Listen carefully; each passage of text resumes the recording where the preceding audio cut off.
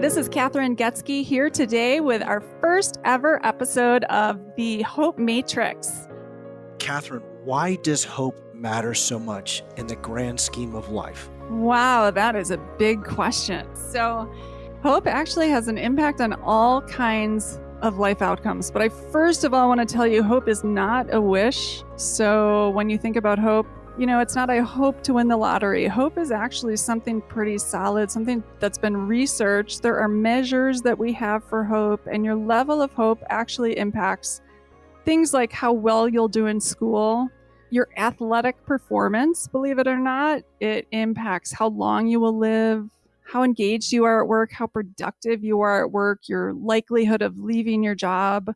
Hope is it's pretty integrated in all aspects of life. I got interested in the work of hope because I wanted to really figure out what is causing suicide. So I came at it initially from a very different perspective. The number one predictor of suicide is hopelessness. And hopelessness is both a feeling of despair and a sense of helplessness. So if we want to prevent suicide, we need to learn how to prevent hopelessness, so despair and helplessness. And that really led me to the field of hope and looking at hope and starting to understand what hope impacts. I found out it has such a bigger influence than I ever would have imagined. So it's really been a journey on hope. But yeah, hope impacts everything. How about, can hope and the principles within the matrix help youth? Is it better to start younger than it is to when there reaches a crisis? How much would that be helpful? Yeah, absolutely. So we teach hope before the age of 10. That's my goal, is one to teach it. I didn't learn about hope until I was in my 40s. It's a lot harder to learn. When you're older, you become so ingrained in your ways. So we have found in our work around the world that kids that are under the age of 10 really just embrace the concepts, and it becomes a part of who they are and how they think. But again, you can learn hope at any age. And we have a curriculum actually that we created. So once I started to learn on the what of hope and the how of hope, I thought, well, why aren't we teaching it? Hope is measurable. And if you can measure it, then you should be able to improve it. And so we created a program to do just that. It's a free program. We started with 10 lessons. We moved to 12. We are just launching an updated version with 16 lessons. You can get it free on our website, hopefulminds.org. And you can also order it on Amazon. It is a big book, though there's a lot of work. But again, you could do it in the workplace. You can use it. You can use it in all kind of areas because we are really the first to operationalize hope. So how do we actually look at teaching hope and increasing our levels of hope? You said 40 years old is when you really discovered and really deep dove into it. How about unlearning that sense of hopelessness? Yeah, unlearning hopelessness. That's a great question because it does become so embedded for me, in my way of thinking. I would feel myself going from I feel good about something to hopeless just in a second. And how my mind kind of did that. And then I would ruminate on it and think about it. And it would just take me into despair very quickly. So thinking about hope through a new lens, thinking about first, the number one thing I do is get to a positive state. So get to positive feelings. I go from my sense of despair. How can I feel better? What is one thing I can do right now? So I take that one action, whether it's going out in nature, going for a hike, looking at my nutrition, sleeping better, kind of all of these things that go into getting my mood into a more positive space. And I don't act until I'm in a more positive space, because if I'm acting from a state of despair, I usually make really negative, just bad decisions. The research shows that leads to addiction, violence, all kinds of negative behaviors when we do that, when we act from a state of despair. So first I get from despair to a more positive state. And then I take actions, even if it's just a tiny step. There's a great video about someone making their bed in the morning and how just that one simple act can change the entire projection of your day, because you're starting with one small thing. And once you do that one small thing, you feel a little bit better and think, okay, I can do that. Maybe I can do one more thing. So yeah, it's had a profound effect on my life once I reframed the thought of it in my mind. How about the 90-second response for our listener? I guess a 90-second response before you experience any sort of take an action or reaction versus a response.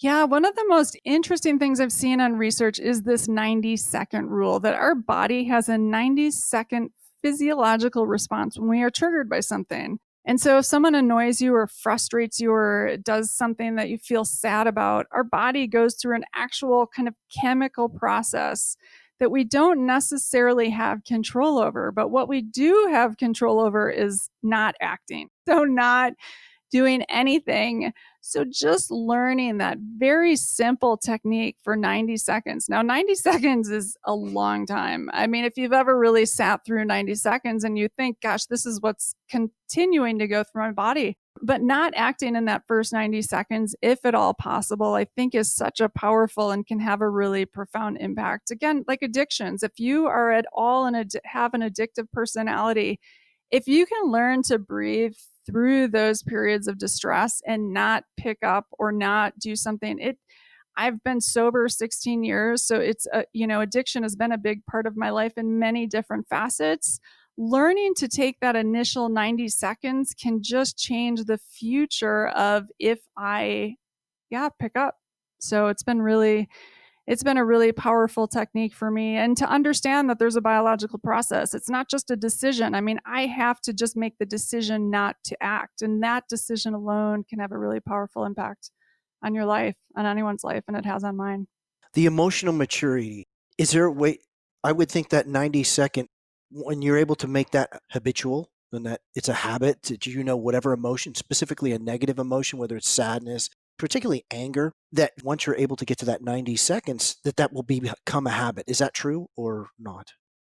Yeah, I mean, I think so. I think the earlier you do it, the easier it is, because I think so much of it is happening unconsciously. I've worn a product called Leaf. So it's a wearable, it measures your heart rate variability. What happens when you get into the physiological response, your heart rate variability drops. And a lot of times we're just not even aware. We might read an email, it might like upset us or annoy us, but we don't even know. And so what Leaf does is it starts vibrating saying, you're upset.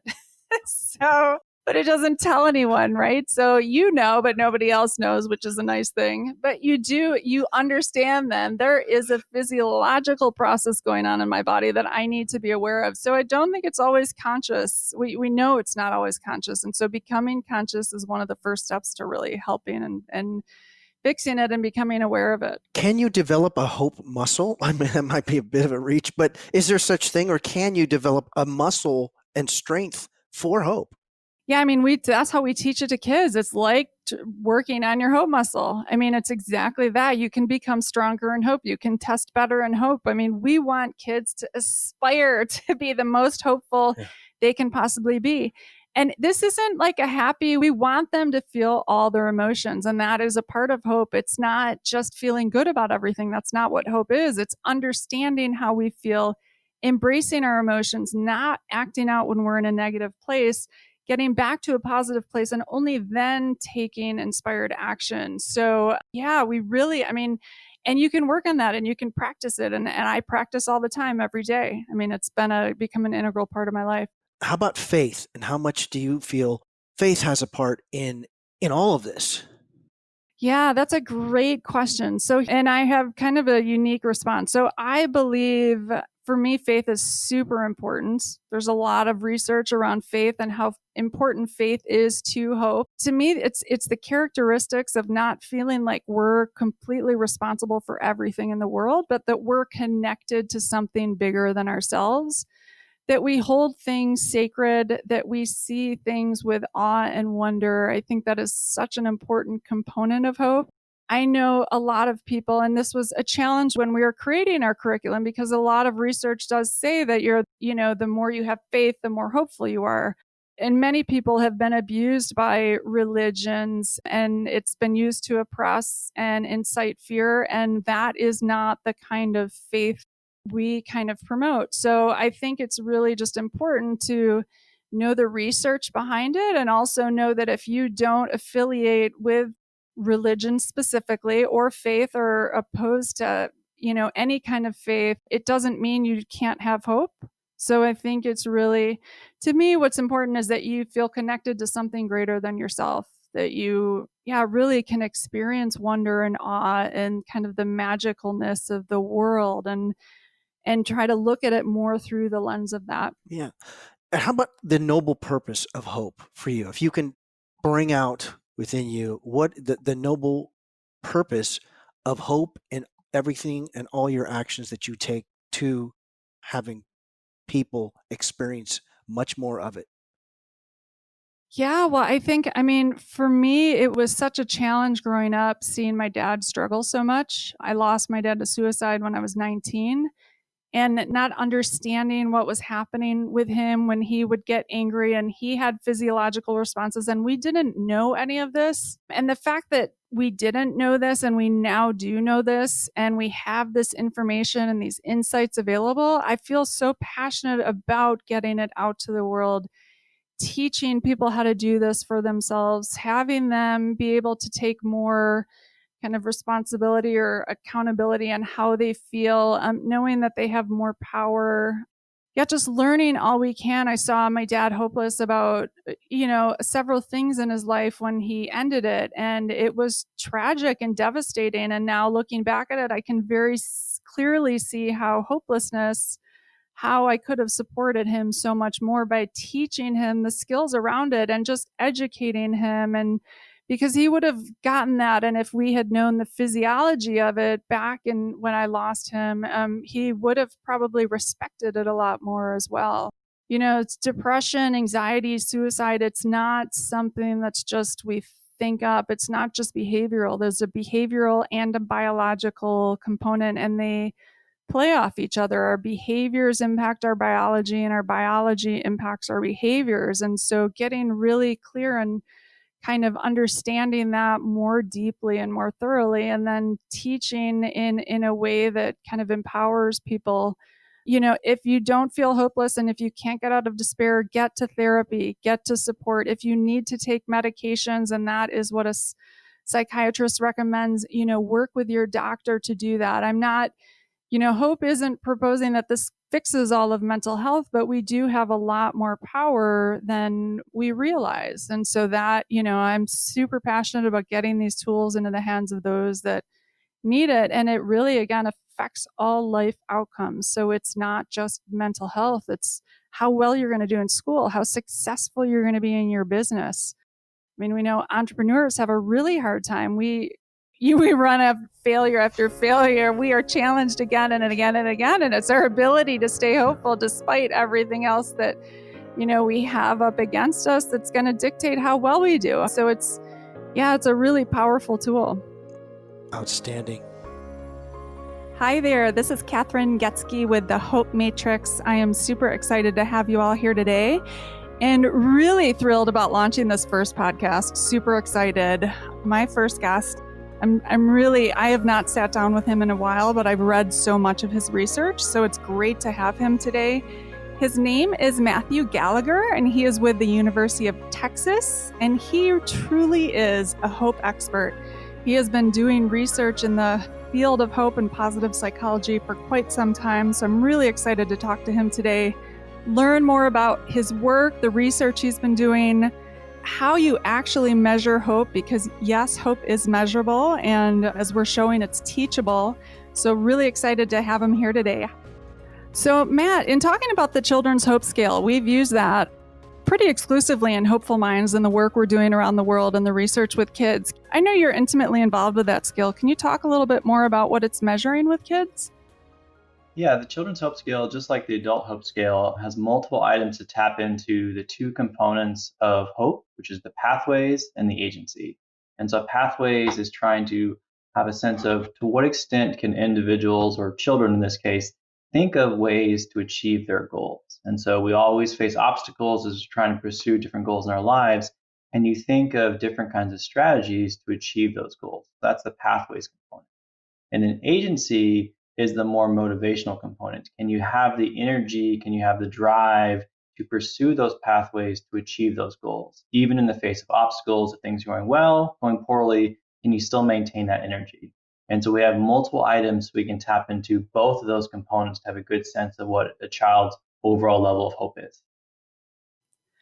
Yeah, it's absolutely brilliant. And it's been a really great way for us to look at the mental health of kids around the world as we look at hope. And you published a paper on hope as a transdiagnostic for anxiety. Can you talk a little bit more about what that means? Yeah, and so there's been a lot of interest historically about the role of hope in the context of psychotherapy as something that should provide resilience against the development of mental illness. And that's something we've been finding pretty consistently in our recent work. And so a lot of what I do is focusing on hope in relation to anxiety and stress disorders. And in a recent study, we looked at the role of hope, of how it changed across the course of psychotherapy, the extent to which we could consistently promote increases in hope and to what extent that related to changes in anxiety. And what we found was exactly what we hoped to find is that it is, in fact, possible to have large increases in hope over the course of psychotherapy. And this was across a number of different treatment options. But most importantly, the individuals who had higher increases in hope also had much greater reductions in anxiety across the course of treatment. And so hope is not only something that we can impact during therapy, but it seems to be at least one helpful mechanism to explain why individuals might get better over the course of therapy. Yeah, that's wonderful. And that's, I mean, one of the first things we do in Hopeful Minds is teach kids about stress and stress kind of mitigation, how to reduce their stress. So that really makes sense. I mean, when you're not regularly managing your stress, that leads to anxiety. It's a powerful way to kind of look at youth mental health, I think. So I'm really excited about the research that you're doing in that space. Can you talk about outcomes? A lot of people ask, why teach hope? Like, what is it? How is it going to help them in school? And I know that you've done a lot of work in that hope isn't just anxiety, but it impacts a lot of different aspects of life. Can you speak to that at all? Absolutely. And what we find is across many different life domains, hope is a pretty strong predictor of individuals doing better. And so we've looked at this in the context of mental health. We've looked at this in the context of academic outcomes, whether younger kids, high school, college, across a wide variety of age ranges, individuals or kids who are higher in hope do better in school. We've looked at this in the context of the workplace in terms of what employees are more effective and productive. So whether it's mental health, the workplace, school, across most contexts, we find individuals that are higher in hope seem to do better. And it's not just the case that because individuals are having success that they're then more hopeful. Hope also predicts future outcomes above and beyond kind of past outcomes. And we find that there's mechanisms that we can understand that help us to know why that is. And so the ability to cope with stress, as we were just talking about, the ability to persevere in the face of obstacles, these are some of the reasons that we find that across many different life domains, hope is not just associated with success, it tends to predict and promote future success. Yeah, that's really powerful. And one thing I've seen in the workplace is your level of hope actually predicts how engaged you are, how productive you are at work, your likelihood of turnover, kind of all kinds of things that costs employers money. And so it seems to me that investing in teaching hope in the workplace is a really powerful thing to do and especially important from an investment standpoint. Absolutely. In both the workplace and in school context, we do find that hope promotes retention. So, looking at how hopeful students are in the first year of college, we found that predicts with pretty strong relationship whether they're still enrolled in the second year of school, which is a huge problem in the university setting if people start, but then they drop out after the first or second semester. And so, hope predicts whether you stay enrolled and also whether you've graduated in 4 years. And so, it's not just something that sounds good, it has a powerful impact on real world meaningful outcomes. Yeah, that's great. One thing we've done recently with Hopeful Minds is we looked at the CDC has national health education standards that are tested on at the second grade, fifth grade, eighth grade, and 12th grade. And the program that we have actually teaches a lot of these standards, which I find really encouraging. A lot of the mental health programs focus on social and emotional learning. And so using hope and teaching hope as a skill actually improves test scores. And so that is another kind of really unique aspect, I think, of hope as it relates overall to mental health. Yeah, and it's something that anyone can be taught. And I think there's some individual differences. Some people might start higher or lower in hope, but because it is this cognitive trader strategy, it's something we find like we can promote this in anyone that we work with. And so it doesn't have to be just a luxury of the rich or the privileged. It can be a useful tool, promoter of resilience for anyone. Yeah, that's wonderful. And another study I saw said that hope predicted your future level of anxiety and depression, but your anxiety and depression does not predict your future level of hope, which I think is a really important point, especially for those experiencing depression or anxiety or with lived experience. Just because you're in an anxious state or a depressed state doesn't mean that's your future. Hope is a known protective factor for anxiety and depression. And if you practice these skills for hope, you can actually work to kind of protect yourself in the future for episodes. So that was another study I found really interesting around the space. Yeah, absolutely. A lot of the coping strategies that are motivated by having higher levels of hope are really effective in terms of challenging levels of anxiety and depression. And everyone experiences sadness, anxiety, stress sometimes. It's how you're responding to that that's most important. And so being able to engage in cognitive reappraisal, not engaging in emotional avoidance, these strategies that we know from clinical psychology are more effective. Hope promotes these things. That's something we find consistently across a lot of studies. Yeah, that's great. And when you say non-emotional avoidance, I mean, that's kind of one of the first things we teach our kids are all emotions are here to serve us and we need to experience them. You know, we teach kids, little boys not to cry or don't feel sad, but that's really a disservice to them. Would you agree?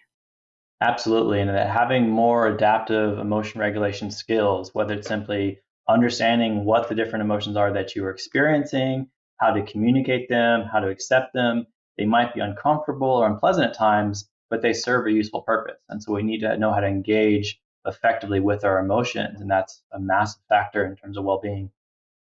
Yeah, absolutely. And I think actually, when we feel things so profoundly and deeply, that can actually lead us to our purpose, which is another thing we teach our kids. You know, if you're feeling something really strongly, that might be something you care a lot about, something you may want to kind of explore emotionally. And it may be why you're here and your mission in life. I think, you know, when we look at the flip side of this, which is hopelessness, I mean, a lot of people are feeling very hopeless right now about a lot of different things. Do you have any kind of comments on what's happening in our current environment?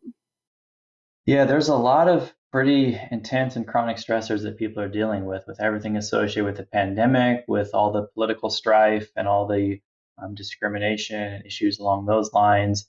There's a lot of very significant and serious stressors. And I think some of those things are not things that hope can magically make go away, but they're things that if we do have to face some of these things like the COVID pandemic, they might help us kind of best cope with it. And that's something that we have a study that's we just kind of submitted for publication looking at the role of hope in predicting anxiety and COVID related stress in particular, finding that it does predict stress a month later. And part of it is because it helps people have a better sense of perceived emotional control. And so finding that with individuals, if you can maintain this more positive cognitive orientation, the higher hope, it doesn't make it so you don't have stress, but it can help you to cope with that more effectively, to do the best that you can to get by.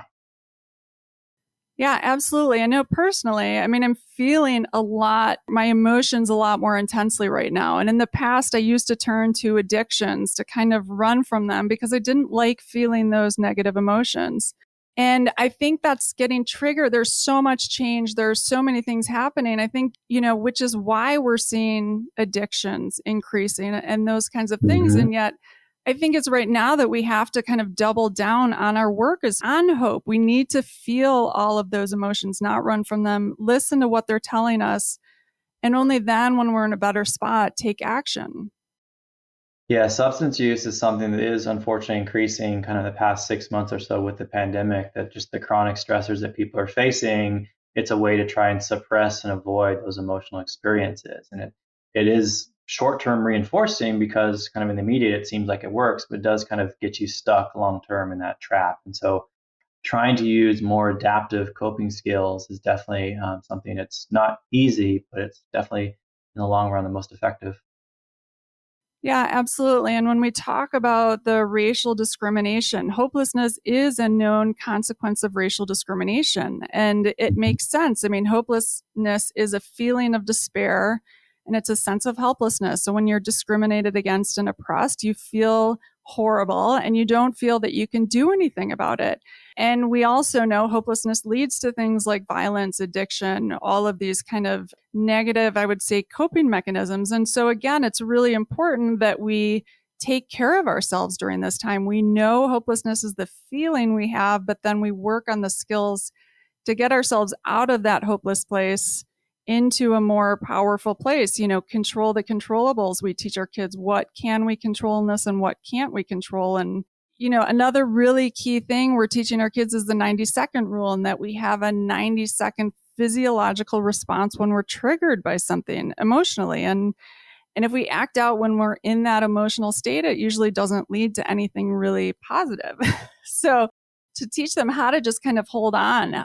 Do you have any thoughts on that or any research related to that? Yeah, that is something that we're finding in terms of the discrimination disparities. It is the case that it's more difficult for some people to maintain hope than others because with the disparities, there are different kind of pathways and strategies available for people with more or less privilege. And so I think it's something that we have to be aware of kind of when conducting the research, that it's not always a level playing field.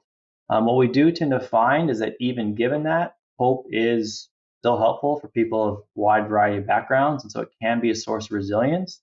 I think individuals from more discriminated against backgrounds displaying hope is in many ways kind of an even stronger sign of their resilience to be able to persevere despite all the extra obstacles that many other people don't have to face. And so it's definitely a challenge, but being able to still maintain that and apply those skills is very effective, though challenging. Yeah, and we just updated our Hopeful Minds curriculum. I'm super excited about it. And in that curriculum, we take stories of people like Magic Johnson and Oprah, and we talk about the challenges they had growing up and oppression and kind of how they have used hope skills to overcome that. I think we learn from other people, and it's really important to kind of highlight that. Yeah, interesting. So, how did you even get involved in hope? It's fascinating. So I went to the University of Kansas for graduate school, and that's where Rick Snyder and Shane Lopez both were for many years. So I went to KU to work with Rick actually, and had the privilege of kind of working with him for a little while before he unfortunately passed away, and then started working with Shane as well. And so I was able to collaborate with them on Hope research, and then have kept that going for about 15 years or so to continue to be very interested in the study of hope. And I'm trained as a clinical psychologist, and so a lot of what I do is looking at hope in relation to mental health, and continue to keep finding that whether it's obsessive compulsive disorder, social anxiety disorder, post traumatic stress disorder, across many different contexts, hope does seem to be a source of resilience. Yeah, absolutely. That's great. I talked to Shane when I first started this program. I talked to him quite a bit about Hopeful Minds, the program that we have. It's free for kids around the world. He inspired a lot of the work. And again, of course, Sierra Snyder as well, and some other hope theorists, but it's been a really interesting journey. So it's pretty neat that you got to work with them. They're Mm-hmm. really the pioneers in the movement and that you're kind of carrying the torch forward for them. It's a really, really important area of study. And I've been in the global mental health space for quite some time, and they're having a hard time understanding really how hope relates to mental health. And people perceive hope to be a very fluffy kind of a concept, a wish, kind of a Yes. hope for this. Right. Yeah. And I think you're really doing a great job of dispelling that is not what hope is.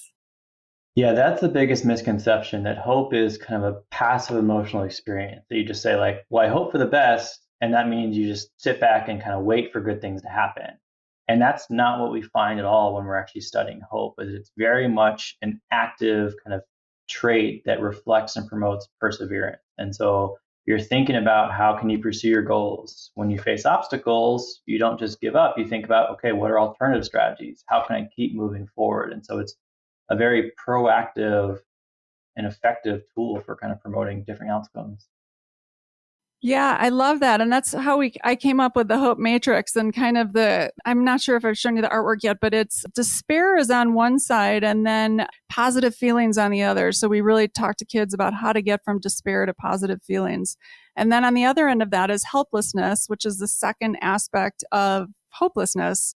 So going from helplessness to inspired action to really creating the life that you want and that you're excited about and you're engaged in. And those are really the two keys to hope. And it reframed for me, for sure, the way I looked at hope. I got into this looking to rebrand depression and mental health 15 years ago. And now I'm really excited about rebranding hope because I think that's what we need to be focusing on. Mm-hmm. And I think just giving people the idea that it's possible, even when things might be difficult, even when they're struggling, you can still try and find, maintain, and promote hope. It's not just something where it's only a luxury when things are going great. It can be something even when you're really struggling with all this disasters going on with COVID, all the political issues that are happening right now. It can still be a useful resource. It's not just a fluffy kind of concept, as you said, that's only useful in easy times. Yeah, absolutely. And when I look at the challenges in my life now, I've had a previous suicide attempt, and hopelessness is predictive of suicide.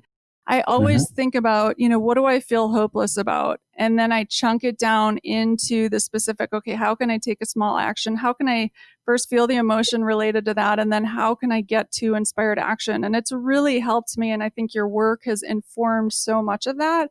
So I really want to thank you so much for what you've contributed to the field. I wonder, do you have any final thoughts for our guests or those listening in that want to learn more about hope? Or, we'll put links to your work if they want to get engaged in your work or what you're doing. Yeah, I think we really have a lot of powerful research these days. And I think it's myself and many others now around the world who have been studying hope for many people 20 or 30 years, finding that across many different contexts, many different outcomes, it's not only something that we can reliably and effectively promote, but it does lead to many positive outcomes. And so whether it's risk for suicide, depression, academic outcomes in youth, it's not that it's something that magically fixes everything. It's something that requires work. It's a very active kind of trait and coping skill. But to the extent that we can kind of keep promoting hope in individuals worldwide, that's something that's really important. And I think that's what some of the research that my lab and others are doing now is really trying to add to the diversity of hope research and moving it beyond kind of more traditional populations that we study in psychology research to make sure that we best understand how to assess and promote hope in individuals of all backgrounds. So I think that's something that my group is really excited about doing, but there's a lot of really interesting work going on studying hope around the world. Wonderful. Well, thank you so much for taking the time and sharing with us the research around it, educating us more on hope, what it is. And you've inspired me so much. You've given me a new lens through which to look at my life. So I really appreciate that. And hope we can get, and that the little one in the background. Love that. Yep. Absolutely. That's great. Yeah, so thank you so much for joining us today, and we'll be sure to put links to your work, and thanks for listening, all you listeners, to the Hope Matrix. Excited to have you all here. Thanks so much for having me.